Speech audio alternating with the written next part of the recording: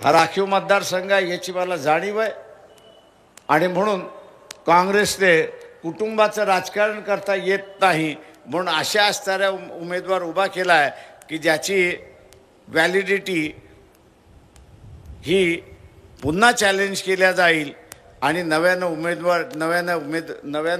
निवडणुका होतील अशी असणारी परिस्थिती आहे।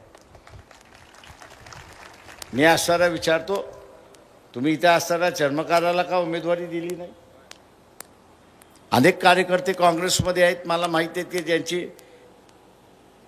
मागणी होती, जिल्ह्याचे उमेदवार होते त्यांना मागणी होती पण त्यांना दिली नाही। आता असणारा घराणेशाहीच्या माध्यमातून पुन्हा राखीव जागा या आपल्या ताब्यात राहिला पाहिजे, तो खासदार आपल्या इशाऱ्यावरती नाचला पाहिजे अशा रीतीची असणारी व्यवस्था या ठिकाणी केल्या जाते। आपल्या समोर सगळ्याच गोष्टी आहेत, मी काही बोलत नाही।